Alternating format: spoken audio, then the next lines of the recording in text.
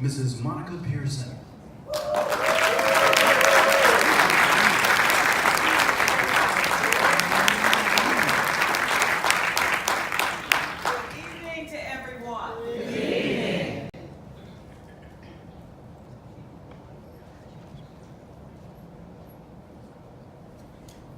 Enjoyed reading this book. Wow. And you're going to love it too. Let me get situated. Okay. Thank you. For a 70-year-old, not bad.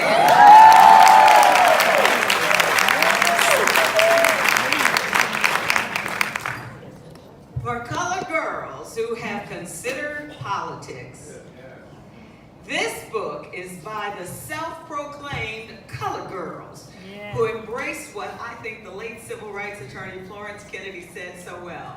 Don't agonize, organize. So I'm going to introduce our guests in alphabetical order. For Donna Brazile, that started with the assassination of Dr. Martin Luther King Jr. in 1968. And while others in her family cried, she was furious. And she writes in the book, quote, "It ignited a defiant streak. That streak led her from Louisiana to being a TV political commentator, a political strategist, adjunct professor, interim chair of the Democratic Party, author of the New York Times bestseller Hacks, and very much more." Let's hear it for Donna Brazile.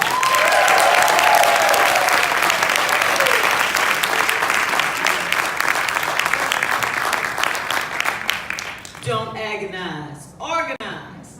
For Yolanda Caraway, political activism started as a 9th grader in New York when she was asked to volunteer in the Senate campaign for Robert Kennedy. Of course, it ended with him winning and her getting a thank you letter from him that still hangs on her wall. She learned the basics of public relations and political motivation that she still uses in her nationally recognized public relations agency, the Caraway Group. She has helped shape the goals and objectives of the National Democratic Party for over 30 years. Please welcome Yolanda Caraway.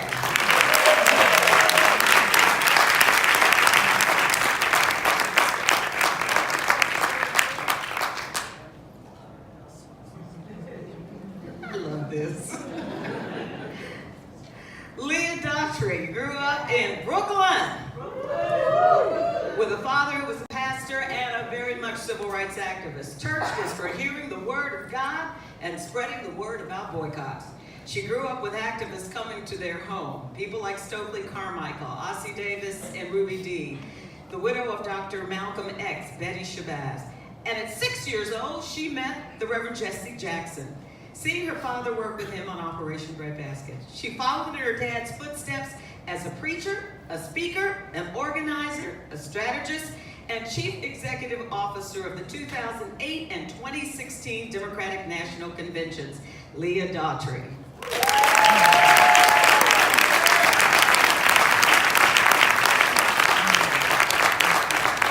Our final colored girl, Minyon Moore, from the south side of Chicago.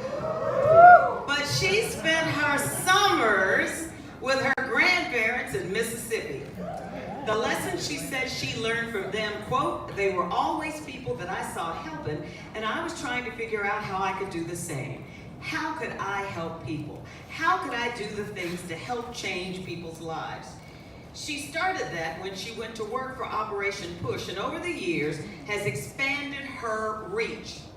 She served as Assistant to the President of the United States, Director of the White House Office of Public Liaison, and Director of White House Political Affairs under President Bill Clinton. She's also served as CEO of the Democratic National Committee. A round of applause, please, for our Minyon Moore.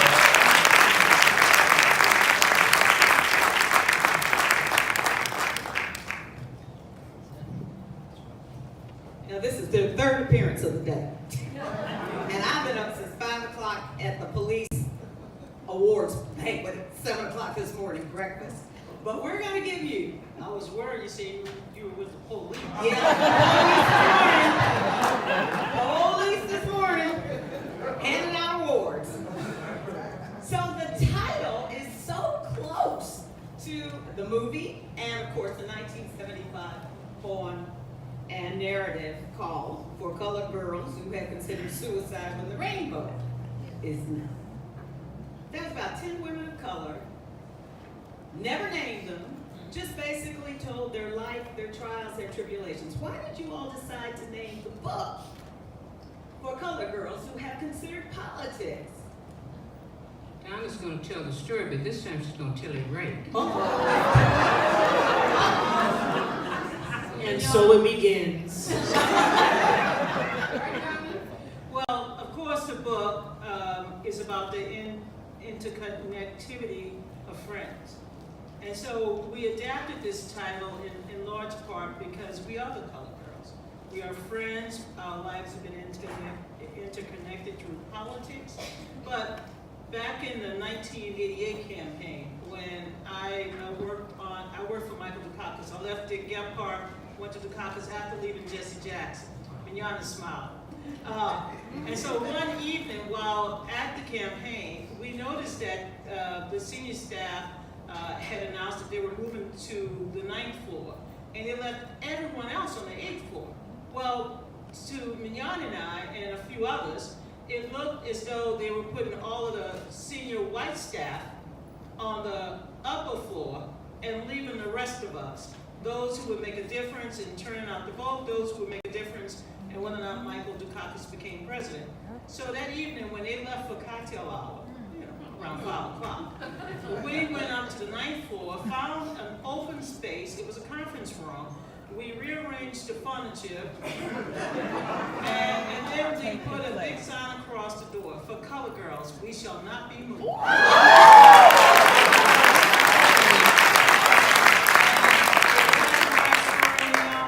That is correct. I'm already emotional coming to the Kingston. I mean, this, for me, coming back here, it's a journey back home.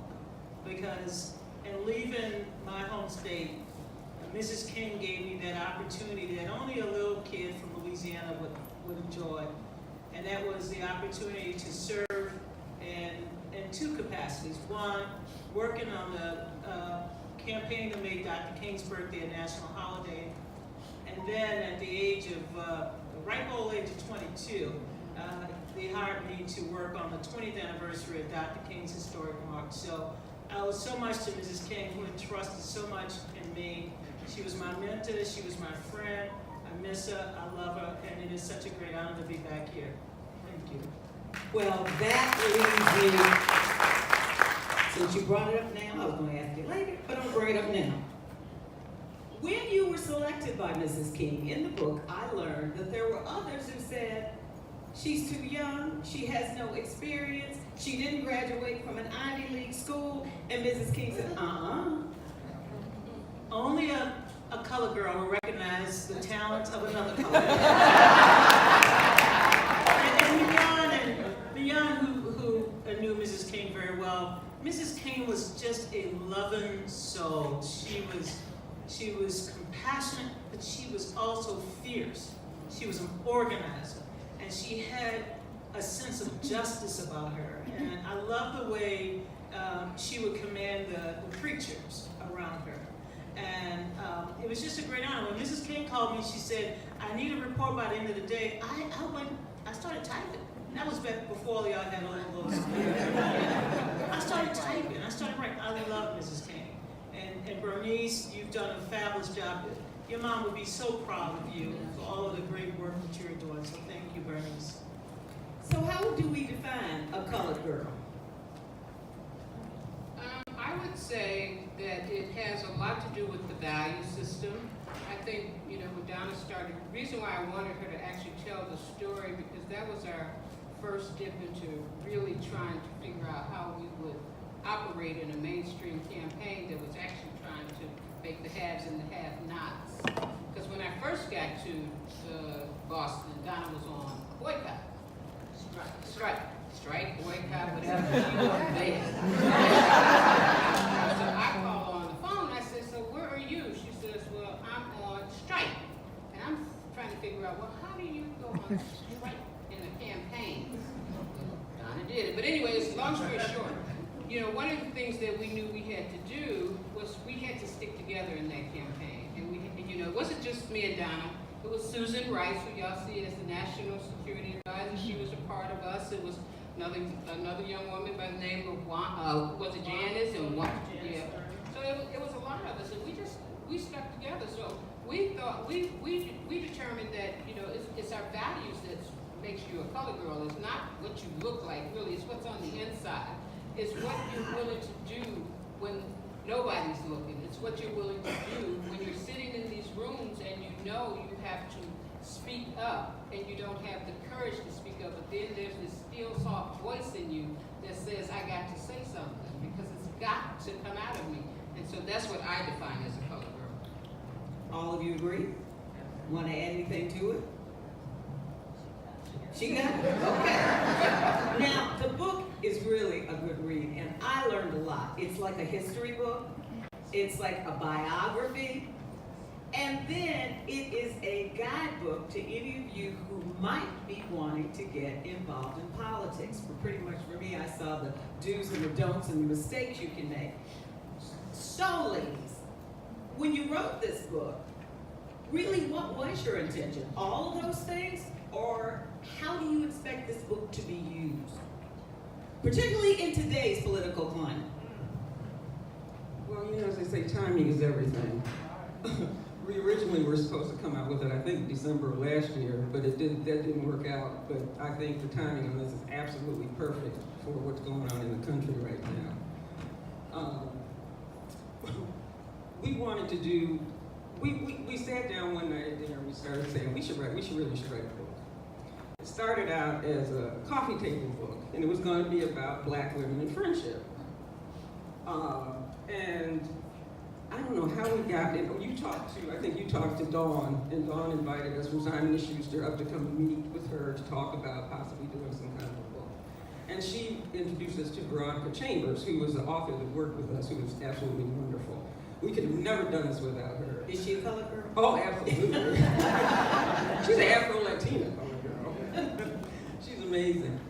But it was kind of difficult at first because we had 4 voices, and it was hard to tell the story with 4 voices. I mean, what do you do? Somebody tells one paragraph and somebody does another paragraph. But as we worked through it, she was so good in understanding us and weaving everything together.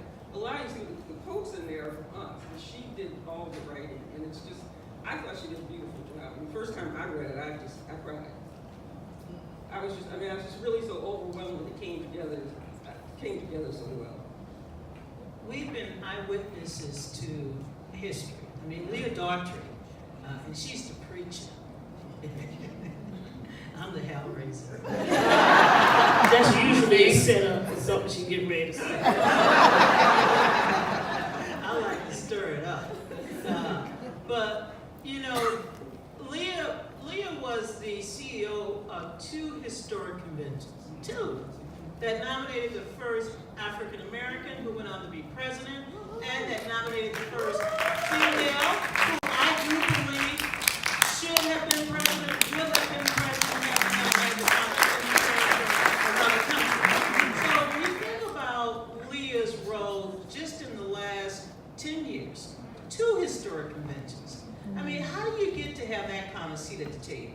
I mean, how do you get to be in the White House? When Jan was in the White House, I went to the White House one day. You talk about being the police. I went behind the Secret Service, past the police, to hide in Jan's office. The bunker. Okay? So, I mean, Yolanda worked for the first African American to lead a major political party. We stand on steely shoulders, we witness history, and we decided this was the right time to tell the story.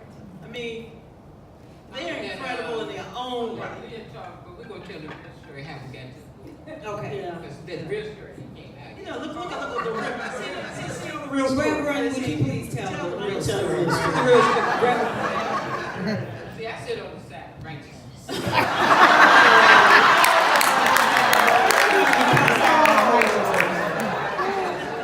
So what had happened was, See what's in those bottles y'all we drink. had a friend in California, Felicia Henderson, who was the producer of Soul Food, the movie Soul Food. And the quad. And the quad, and she's trying to fix Power or Empire. She's trying to fix Empire because they done gone. So she's part of this group. They call themselves the West Coast Color Girls, and she was East Coast, and we had dinner with her. And she called us. She said, "You know, you guys this should really be a television series, right? This should be a television series about you all." So we were like, "No, it's just not. We don't want to do that." But they kept at us, and so somebody set up a meeting for us at HBO. So we went out to we traced ourselves out to Oprah. Yeah, Oprah. So we traced ourselves out to Oprah. Oprah. She's the one You name. notice how we casually said, oh, like, whatever. Well, so we traced ourselves on out to HBO studios. We didn't know what to expect. We sat with them for a little while, about maybe 40 minutes or so. A little longer than that. We were talking to each other. We forgot about them. We were talking to each other. Stream of consciousness, just like we are right now. And at the end of the hour, they said, "Okay, we want to sign you." And we were like, "Okay, that's great." And then we went out in the hall and said, "What does that mean?" So we started down this path with HBO, and when we got the script back, we all 2.5 years later. When we got the script back, we said, "Is this about us? Because this don't seem like us." I mean, the characters, and then they kept saying, "Well, it's fictionalized, you. It's you, but it's fictionalized." I said, "Yeah, but this lady that's my character is a single Pentecostal pastor who works at the Democratic National Committee as the chief of staff. So how's that not me? And y'all got her doing some stuff that they run me out of church for. I'll be brought up before the council, explain myself. And it was too close to me to not be me, but me wouldn't be doing it, but so we turned it a work of fiction. And our brother, we showed it to our brother Isaiah Thomas, and he said, "Y'all can't do this. Y'all can't do this. Do y'all realize what you have done in history? You cannot allow yourselves to be portrayed even in this fictionalized fashion." So we pulled out of that deal, and we decided, and Isaiah said, Oprah. we left Oprah. We left her. You know we committed to the movement, right? We left Oprah. So Isaiah said, you ought to write a book. So we started down this book path, and what Yolanda said is how it was a journey of 4 voices. There is a 5th color girl, Tina Flanoy. If you go on our Facebook page, she's there, and she's President Clinton's chief of staff, and her schedule was just too crazy to allow her to commit the kind of time that this took for us to get to this book. But it was that's the real story behind how we got to a book. One of the things I enjoyed reading in the book, and Donna talked briefly about the icon that she really loved and appreciated, Mrs. King. Reverend Willie Barrow. Let's talk about her and her influence. Well, she was actually my official mentor, along with some of the other women, but I met Reverend Barrow when I went to Operation Push one Saturday. I actually went to Operation Push I was going there every Saturday, but then one of my instructors wanted us to try to get an interview with Reverend Jackson, and he gave us the impression if we got the interview with Reverend Jackson, that was an automatic A. So we would go there every Saturday and line up behind the door trying to figure out how we could get the interview with Reverend Jackson, but we ended up getting the interview with Reverend Barrow, and the title of the paper was, "When Blacks Become Mainstream, Do They Lose Their Identity?" So we sat in there, we talked with her, we interviewed, she gave us all kinds of good nuggets, and then I started volunteering for her, and I was working for Encyclopedia Britannica, trying to put myself through school, and then one day she said, "You ought to quit that good paying job and come over here and work for your people." I said, "Oh, okay, I'm wondering, is there a package?" There was no package.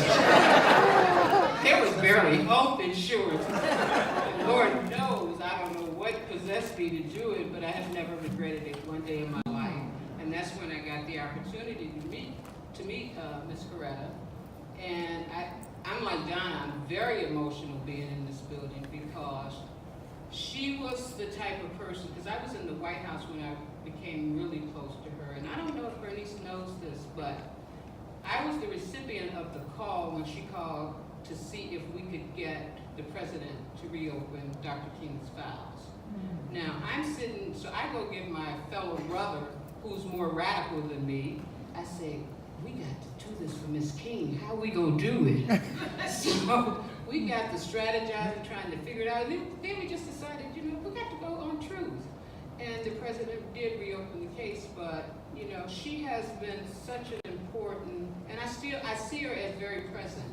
I see her as present in everything that Bernice does. I see her present. You can feel her spirit in this building. And I'm so happy that Bernice spends the time that she does really talking about her legacy, because I think this is the house that she built, and we are honored to be here with you all tonight. And so I couldn't let these icons go past without saying something about her. Yolanda, your personal political icon.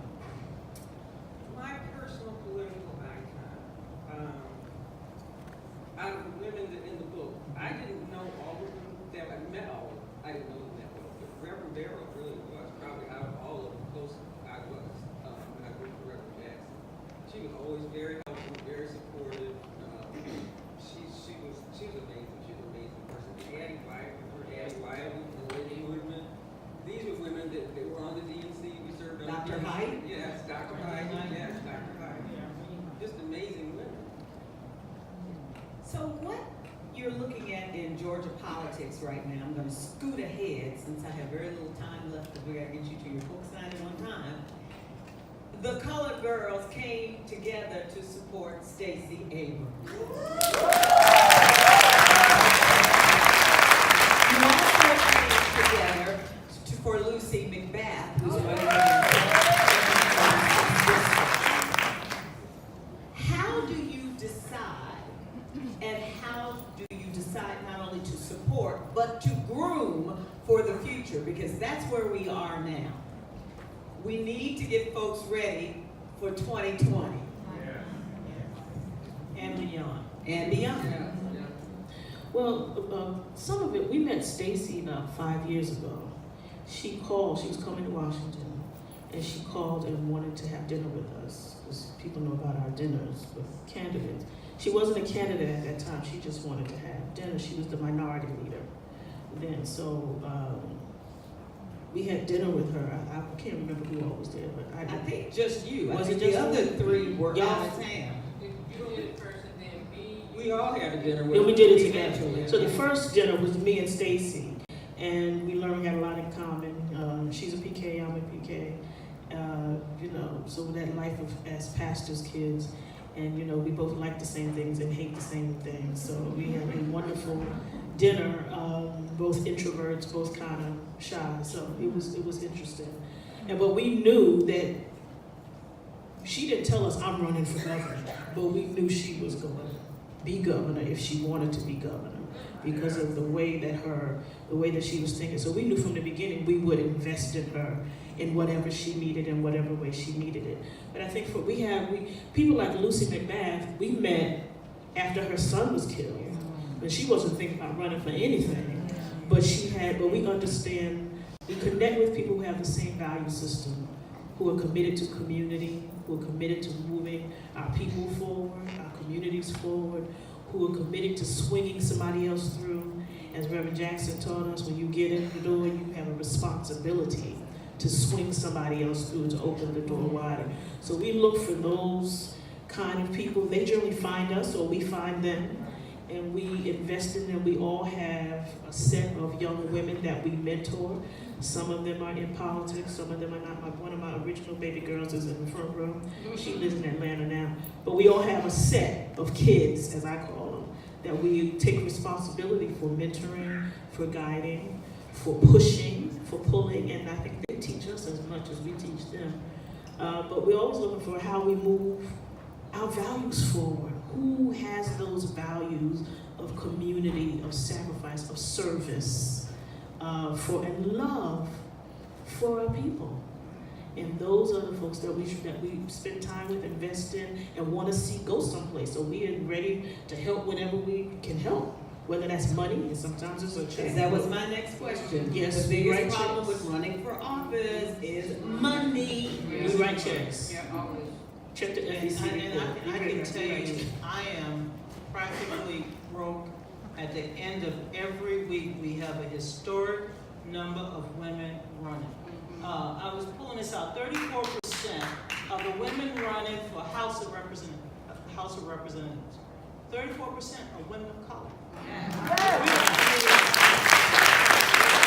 After we changed the view last week and finished up all of our first week media stuff in New York, I got on the train to New Haven and on to Hartford and Bloomfield, Enfield. There was even something called Stockville. I said, where the hell am I? And all I know is that I wanted to go and help the first black woman ever to be elected to Congress. She will be elected this fall, Johanna Hayes in Connecticut.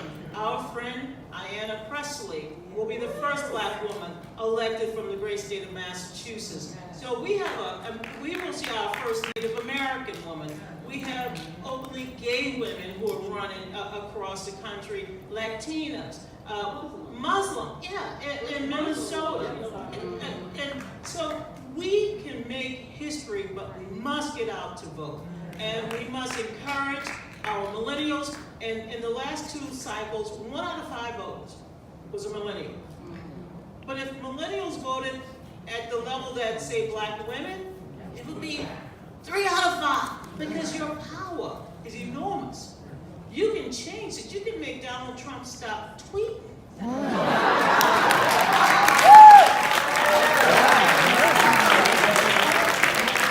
will go on radio silence if we turn out in record numbers this fall.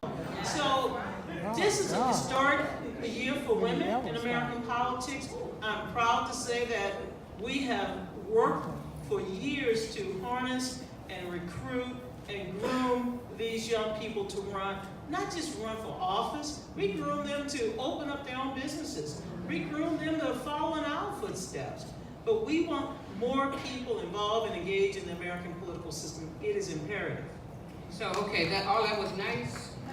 I made a decision this year, going into this election cycle, if we had African American women and women of color that were running, and they were even the least bit credible, I was going to work for them. I was going to give them money. I was going to do whatever I could, because the biggest barrier is doubt. Ayanna Pressley, who did not get an endorsement from any of our CBC members, and so, I stuck my little neck out there for her. She came up to me at our big event we did in Essence and says, thank you for taking a chance on me. No, thank you for taking a chance on us. Sometimes we just have to be risk takers for them. I don't want us to get so processed that we don't understand. And sometimes it just takes 1 or 2 of us to get out there for them, and something will explode. Lucy was in the 6th, she was doing a state rep race. And then all of a sudden she switched up on us, because we had just held a big fundraiser for her in Washington. And people were like, oh, well, that's that guy, the white guy that won. You really shouldn't be in that. Do you think that's about turn? Please. The only time I know of you four, and I don't want to really say it was disagreement, but you were on kind of different sides, and that's when Hillary Clinton and Barack Obama were running against each other. How did you maintain the friendship? How did you all work this through? Or do we want to talk about this? That was an easy one. We've been in Democratic Party politics long enough that we are not always on the same side. But in the end, once the primaries are over, get on board. We got our president to elect.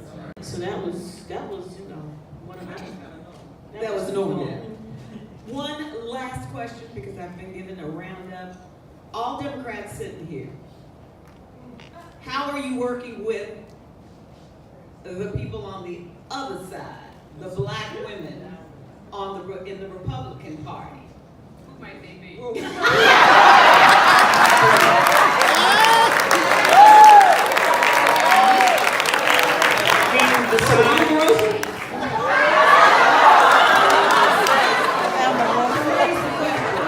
But Condoleezza Rice is in the White House, and you loved her. But the reality is, sometimes you do have to work both sides of the fence. So if a Republican woman came to you and said, "Colored girls, help me out,"